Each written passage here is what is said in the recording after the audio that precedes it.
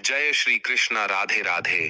प्रिय भक्तों, आज हम बात करेंगे कि मंदिर में रखा हुआ लौटा जल क्यों इतना महत्वपूर्ण है और उसे किस सही तरीके से उपयोग में लाना चाहिए। साथ ही हम यह भी जानेंगे कि मंदिर में लौटा किस धातु का होना चाहिए, क्या पीतल, तांबा या कुछ और। कई लोग इसके बारे में अनजाने में गलतियां कर देते हैं और बाद में उन्हें पछताना पड़ता है। इस वीडियो में हम आपको बताएंगे कि इन गलतियों से कैसे बचें, क्योंकि इससे नुकसान हो सकता है। मंदिर में एक लोटा जल हमेशा सही तरीके से रखना चाहिए। अब बात करते हैं, घर का दीपक किस धातु का होना चाहिए। तांबे, लोहे, पीतल, कांसे, स्टील या मिट्टी का दीपक रखना चाहिए। सही दीपक का चुनाव ना करने पर भी घर में परेशानियां आ सकती हैं और दीपक की बाती का चुनाव भी जरूरी है। क्या कच्चा कलावा ठीक है या फिर रुई या सूती धागा सही रहेगा। इन छोटी छोटी बातों की अनदेखी से पितृदोष, क्षण दोष, काल सर्प दोष या गरीबी जैसी समस्याएं हो सकती हैं। दोस्तों, यदि आप इस वीडियो को बीच में छोड़ने का सोच रहे हैं तो आप अभी छोड़ सकते हैं, लेकिन कृपया ध्यान रखें, अगर आप लक्ष्मी माता का अपमान करते हैं तो यह आपके लिए शुभ नहीं रहेगा। अब बहुत से लोग यह सवाल पूछते हैं कि मुख्य द्वार पर जल छिड़कने का सही समय और तरीका क्या है। क्या इसे स्नान के बाद करना चाहिए या बिना स्नान के भी किया जा सकता है? और क्या झाड़ू लगाने से पहले जल छिड़कना चाहिए? या बाद में एक और सवाल जो अक्सर पूछा जाता है वह है, क्या पीरियड्स के दौरान मुख्य द्वार पर जल छिड़क सकते हैं या दीपदान कर सकते हैं? और जब मुख्य द्वार पर जल चढ़ाएं तो इसे अंदर की तरफ से चढ़ाएं या बाहर की तरफ से। फ्लैट या किराए के घर में रहने वाले लोग भी पूछते हैं कि मुख्य द्वार पर दीपदान और जल छिड़कने का सही तरीका क्या है। आज का वीडियो इन्हीं सवालों के जवाब पर आधारित है। सबसे पहले हम यह जानेंगे कि घर के बाहर और अंदर दीपक जलाने के क्या फायदे हैं। खासकर घर के बाहर दीपक जलाने से जो 5 बड़े फायदे होते हैं वह आपको चौंका सकते हैं। भगवान की पूजा में दीपक जलाने का महत्व तो सभी जानते हैं। हिंदू धर्म में देसी घी या सरसों के तेल का दीपक जलाना बेहद शुभ माना जाता है तथा तिल के तेल का दीपक भी जलाया जाता है। लेकिन भगवान के सामने दीप जलाना केवल पूजा का एक तरीका नहीं है, बल्कि घर के अंदर और बाहर दीप जलाने से कई लाभ मिलते हैं। दीपक जलाने से न केवल सकारात्मक ऊर्जा उत्पन्न होती है, बल्कि 5 बड़े फायदे भी मिलते हैं। तो आइए जानते हैं। नंबर 1, पृथ्वी से अंधकार दूर होता है। घर में दीपक जलाने से न केवल घर का अंधकार दूर होता है, बल्कि यह नकारात्मक ऊर्जा को भी घर से बाहर कर देता है। जहां दीपक जलता है वहां सकारात्मक ऊर्जा का वास होता है। स्वाभाविक है कि जहां सकारात्मक ऊर्जा होगी वहां भगवान का भी वास होगा। इसलिए शाम होने से पहले दीपक जलाना शुभ माना जाता है। तेल से जलने वाले दीपक का असर उसके बुझने के बाद भी आधे घंटे तक बना रहता है, जबकि शुद्ध देसी घी का दीपक वातावरण को करीब 4 घंटे तक सकारात्मक रखता है। नंबर 2, दीपक जलाने का वैज्ञानिक लाभ। जब घर में शुद्ध घी या सरसों के तेल का दीपक जलता है तो उसके धुएं से घर के माहौल में सात्विकता आती है। यह धुआं हानिकारक कणों को नष्ट करता है और वातावरण को शुद्ध बनाता है। नंबर 3, सुख समृद्धि का वास। जिस घर में भगवान के सामने दीप जलाया जाता है वहां माता लक्ष्मी की कृपा बनी रहती है। ऐसे घर में सुख समृद्धि का वास होता है। दीपक को पूर्व दिशा में रखने से व्यक्ति दीर्घायु होता है और उत्तर दिशा में रखने से धन संपन्नता बढ़ती है। दीपक न केवल घर के अंधकार को दूर करता है, बल्कि हमारे जीवन को भी प्रकाश की ओर ले जाता है। नंबर 4, बीमारियों को दूर भगाने में मदद। घर में दीपक जलाने से बीमारियां आसपास नहीं भटकती। परिवार के सभी सदस्यों को स्वास्थ्य लाभ मिलता है। खासकर अगर दीपक के साथ एक लौंग भी जला दी जाए तो इसका असर 2 गुना हो जाता है। यह त्वचा संबंधी बीमारियों को दूर करने में मदद करता है। नंबर 5, शुभ शक्तियों को आकर्षित करना। सनातन धर्म के अनुसार जिस घर में सुबह शाम दीप जलाया जाता है वहां कभी अंधकार नहीं होता। ऐसा घर शुभ शक्तियों को आकर्षित करता है। जलता हुआ दीपक शुभ शक्तियों को चुंबक की तरह खींचता है, जो घर के लिए अत्यंत लाभकारी होता है। तो दोस्तों, अब जानते हैं कि मुख्य द्वार पर जल छिड़कने का सही समय और विधि क्या है। अगर आप मुख्य द्वार पर जल चढ़ाते हैं तो आपको यह ध्यान रखना है कि जल को रात में सोने से पहले एक पात्र में भरकर रखना चाहिए। आप कोई भी पात्र ले सकते हैं, जैसे तांबे, पीतल, स्टील या चांदी का। यदि गंगा जल उपलब्ध हो तो उसे थोड़ी मात्रा में डालें और फिर शुद्ध जल से पात्र भर दें। अगर गंगा जल नहीं है तो केवल शुद्ध जल भी पर्याप्त है। इस जल से भरे पात्र को अपने घर की रसोई में रख दीजिए। सुबह उठकर इस जल का छिड़काव अपने घर के मुख्य द्वार पर करें। मुख्य द्वार पर सुबह सबसे पहले छिड़का गया जल घर की सभी समस्याओं को दूर करता है। यदि आप नकारात्मक ऊर्जा, मानसिक परेशानी, आर्थिक तंगी या वास्तु दोष से परेशान हैं, तो यह उपाय आपकी मदद करेगा।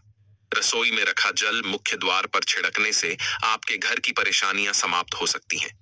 यह उपाय न केवल वास्तु दोष और पितृदोष को समाप्त करता है, बल्कि तंत्र मंत्र या बुरी नजर के प्रभाव को भी खत्म करने में सहायक है। इस उपाय को नियमित करने से घर में सुख समृद्धि बनी रहती है और बीमारियों से भी मुक्ति मिलती है। आपको यह जल सूर्योदय से पहले मुख्य द्वार पर छिड़कना चाहिए। अगर सूर्योदय के बाद आप मुख्य द्वार को अन्य जल से धोना चाहे तो यह कोई समस्या नहीं है, लेकिन यह विशेष जल सूर्योदय से पहले ही छिड़क दिया जाना चाहिए। अब कई लोग पूछते हैं कि क्या यह जल छिड़कने से पहले स्नान करना जरूरी है या बिना स्नान किए भी इसे किया जा सकता है। देखिए, जो जल हम सुबह मुख्य द्वार पर छिड़कते हैं वह एक महत्वपूर्ण उपाय है। इसे स्नान करने के बाद करना आवश्यक नहीं है। सुबह जल्दी उठे, सबसे पहले रसोई में जाएं और पहले से रखें जल को लेकर मुख्य द्वार पर जाएं। मुख्य द्वार खोलें और इस जल का छिड़काव करें। जल छिड़क समय अपने पितरों और मां लक्ष्मी का ध्यान जरूर करें। ऐसा कहा जाता है कि सुबह सुबह मां लक्ष्मी हर घर के द्वार पर आती हैं। जिन घरों के द्वार खुले होते हैं और जहां जल का छिड़काव किया गया होता है, वहां मां लक्ष्मी प्रवेश करती हैं। जल छिड़क समय अपने मन में मां लक्ष्मी से प्रार्थना करें, हे मां लक्ष्मी, कृपया मेरे घर में प्रवेश करें। मैं आपका स्वागत करने के लिए तैयार हूं। इसके बाद पितरों का ध्यान करें, क्योंकि घर की दहलीज को पितरों का वास स्थान माना जाता है। जब आप दहलीज पर जल छिड़कते हैं तो पितर प्रसन्न होते हैं और उनका आशीर्वाद आपको मिलता है। स्नान करने की आवश्यकता नहीं है, आप बिना स्नान किए भी यह कार्य कर सकते हैं। अब आपके अगले प्रश्न की बात करें, क्या जल का छिड़काव झाड़ू लगाने के बाद करना चाहिए या पहले? इसका उत्तर यह है कि सुबह उठने के बाद सबसे पहला कार्य जल का छिड़काव करना चाहिए। इसके बाद आप झाड़ू लगा सकते हैं। सुबह उठते ही सबसे पहले बिस्तर पर बैठकर अपने दोनों हथेलियों को देखें और मां लक्ष्मी का ध्यान करें। यदि चाहे तो निम्न मंत्र का उच्चारण कर सकते हैं, कराग्रे वस्ते, लक्ष्मी कर मध्य, सरस्वती कर मूलेतु, ब्रह्मा प्रभाते कर दर्शन। फिर दोनों हाथ जोड़कर देवी देवताओं को प्रणाम करें। इसके बाद हाथ से धरती को स्पर्श कर प्रणाम करें और धीरे से अपना दाहिना पांव जमीन पर रखें। फिर रसोई में जाकर जल ले और मुख्य द्वार पर जल छिड़क समय मां लक्ष्मी और पिता का ध्यान अवश्य करें। उसके बाद आप अपने घर के अंदर आकर अपनी दिनचर्या जैसे झाड़ू लगाना, स्नान करना आदि कर सकते हैं। अब कुछ लोगों का यह सवाल होता है कि क्या जल छिड़कने के बाद मुख्य द्वार की सफाई की जा सकती है? तो हाँ, आप ऐसा कर सकते हैं। पहले रसोई में रखा जल मुख्य द्वार पर छिड़क दें। इसके बाद अतिरिक्त पानी लेकर मुख्य द्वार की अच्छे से सफाई झाड़ू या पानी से कर सकते हैं। कुछ लोग पूछते हैं कि अगर वे फ्लैट या किराए के एक कमरे में रहते हैं तो जल का छिड़काव और दीपदान कहाँ करें? तो इसका उत्तर यह है कि आप जहां रहते हैं वहां के मुख्य द्वार को ही माने। मतलब जिस दरवाजे पर आपका नाम लिखा हो या नेम प्लेट लगी हो, वहीं जल छिड़क और दीपदान करें और वहीं पर यह उपाय करें।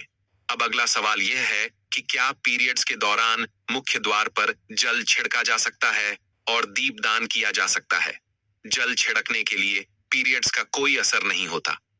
आप जल छिड़क सकती हैं, लेकिन दीपदान कार्मिक पूजा में आता है, जो बिना शुद्धता के नहीं किया जा सकता।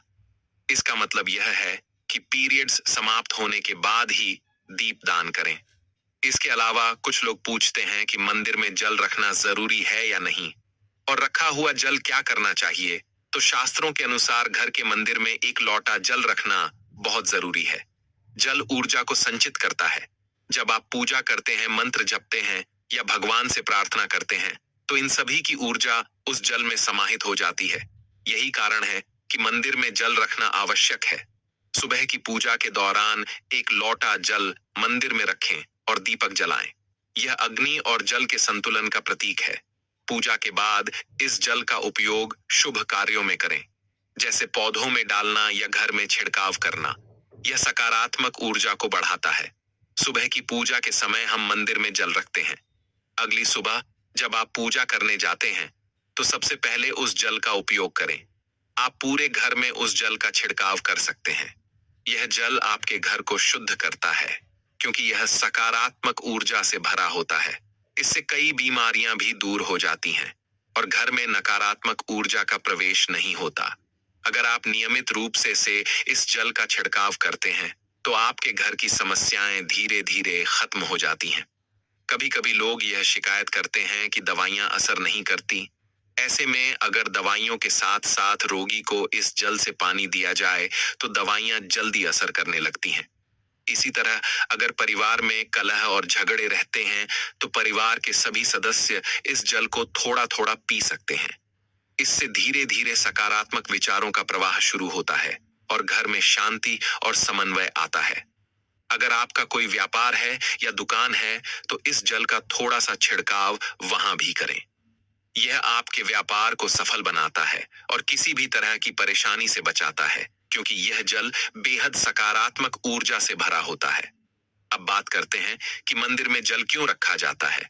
जल को अमृत माना जाता है और यह देवी देवताओं के लिए विशेष महत्व रखता है। मंदिर में एक लोटा जल रखना उतना ही आवश्यक है जितना कि आप रोजाना भोजन करते हैं। जब हम भगवान की पूजा करते हैं, तो तांबे या पीतल के पात्र में एक लोटा जल जरूर रखना चाहिए। यह जल एक सागर की तरह होता है और हमारे जीवन के दुखों को समाप्त करने में मदद करता है। यदि कोई व्यक्ति भगवान को रोजाना भोजन नहीं कर सकता, तो वह मंदिर में एक लोटा जल रख सकता है, जिससे उसकी पूजा पूरी होती है, ताकि भगवान इसे ग्रहण करें और यह जल रूपी प्रसाद अगले दिन सुबह आप प्रसाद समझकर ग्रहण करें। लेकिन याद रखें, मंदिर में रखा जल कभी भी तुलसी में अर्पित नहीं करना चाहिए, क्योंकि यह जल सभी देवी देवता ग्रहण करते हैं। हाँ, अगर आपके घर में लड्डू गोपाल या राधा कृष्ण हैं और आप एक लोटा जल उनके लिए अर्पित करते हैं, तो आप अगले दिन यानी सुबह के समय वह जल तुलसी में चढ़ा सकते हैं। मंदिर में रखा जल अगले दिन यानी सुबह अपनी आंखों को धोने के लिए प्रयोग करें। इससे आंखों की रोशनी बढ़ती है और आंखों की बीमारियां दूर होती हैं। शास्त्रों के अनुसार जो लोग मंदिर में एक लोटा जल भरकर नहीं रखते, उनके घर में अकाल पड़ जाता है, घर की स्थिति खराब हो जाती है, परिवार में मुसीबतें आ जाती हैं और गरीबी का सामना करना पड़ता है। आप चाहे तो एक लोटा जल में फूल आदि डालकर रख सकते हैं, जो बहुत शुभ माना जाता है। मंदिर में रखा जल का एक और उपयोग यह है कि इसे घर की रसोई में खाना बनाने में या पीने में भी प्रयोग कर सकते हैं। लेकिन यह जल तभी इस्तेमाल करें जब आपके घर में सात्विक भोजन बनता हो। अगर लहसुन या प्याज का इस्तेमाल होता है, तो इस जल का प्रयोग खाना बनाने में नहीं करें। इस जल को परिवार के सभी सदस्य थोड़ी थोड़ी मात्रा में पी सकते हैं और बचा हुआ जल आप घर के पौधों में डाल सकते हैं। यह जल व्यर्थ नहीं होता, इसके बहुत सारे उपयोग हैं। अगर हम सही तरीके से इसका प्रयोग करें, तो यह हमारे जीवन की परेशानियों को सुलझा सकता है। मंत्रों से अभिमंत्रित जल बहुत शक्तिशाली होता है और हमारे घर के मंदिर में रखा जल देवताओं का आशीर्वाद होता है, क्योंकि वह हमेशा देवताओं के पास होता है। इस जल में सभी सकारात्मक शक्तियां समाहित होती हैं और अगर हम इसका सही प्रयोग करें, तो यह हमारे जीवन में सकारात्मक परिवर्तन ला सकता है। मतलब, आप जल को पी खाना बनाने, घर में छिड़काव करने में इस्तेमाल करते हैं, तो इससे हमारी समस्याओं का समाधान होता है।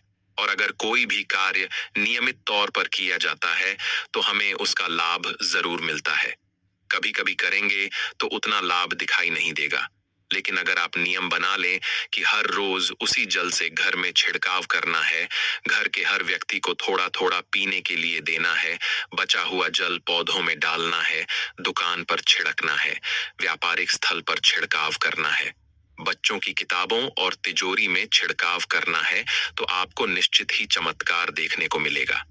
इसी तरह से जो रसोई में रखा हुआ जल होता है, उसका छिलका आप अपने घर के मुख्य द्वार पर रखें तो इसका लाभ बहुत जल्दी दिखाई देगा। लेकिन इसे अपने रूटीन में शामिल करना होगा और प्रतिदिन नियम से यह कार्य करना होगा, तभी आपको लाभ मिलेगा। कई लोगों के सवाल होते हैं कि मंदिर में रखा जल जब हम अगले दिन उठाते हैं तो उसमें कभी कभी कीड़े मकोड़े पड़ जाते हैं, तो क्या हम उसे ढक सकते हैं? हाँ, आप उसे पूजा के बाद किसी प्लेट या कटोरी से ढक सकते हैं। जब आप अगले दिन उस जल को उठाएंगे तो वह बिल्कुल शुद्ध और साफ सुथरा होगा। आप इस जल का प्रयोग किसी भी कार्य में कर सकते हैं। जब भी आप घर के मुख्य द्वार पर जल छिड़काव करें तो गणेश जी का मन ओम गणपत नमः जरूर बोले, और जो हमने आपको वीडियो में बताया है उसे ध्यान से समझकर अपने घर के मुख्य द्वार पर जल का छिड़काव करें। अब जानते हैं कि दीपक किस पदार्थ का होना चाहिए। लोहे का, तांबे का, पीतल का, कांसे का, स्टील का या मिट्टी का। आखिर घर में कौन सा दीपक रखना शुभ माना जाता है? अगर गलती से भी घर में गलत पदार्थ का दीपक रखा है तो पूरा घर अस्त व्यस्त हो जाएगा, कंगाल हो जाएगा और बर्बाद हो जाएगा। देखिए, स्टील के दीपक में पूजा करने से घर में शनि को नाराज किया जाता है। लोहे के दीपक से भी पूजा नहीं करनी चाहिए क्योंकि इससे घर में गरीबी आ जाती है। बाजार में लुभाने के लिए कांच के दीपक भी आ गए हैं, लेकिन बिल्कुल भी गलती से भी घर में कांच का दीपक ना लाएं, नहीं तो राहु केतु आपके घर में आ सकते हैं और घर बर्बाद हो सकता है। कांच का दीपक शनि और राहु को नाराज करता है। तांबे का, पीतल का और मिट्टी का दीपक धन की देवी लक्ष्मी को आकर्षित करता है। घर में कोई भी अन्य प्रकार का दीपक लाना सही नहीं माना जाता। पीतल और मिट्टी के दीपक को शुभ और मंगलकारी माना जाता है क्योंकि यह शनि और राहु केतु को प्रसन्न रखता है। साथ ही मंगल ग्रह का भी असर कम करता है। कच्चा कलवा और रुई से जलने वाला दीपक सर्वोत्तम होता है। जो लोग सूती धागे से हाथ पर बांधने वाली बाती तैयार करते हैं उनके घर में समस्याएं और गरीबी आ सकती हैं। रुई और कच्चा कलवा का दीपक ही शुभ माना जाता है। अब जानते हैं मंदिर में घंटी क्यों बजाई जाती है।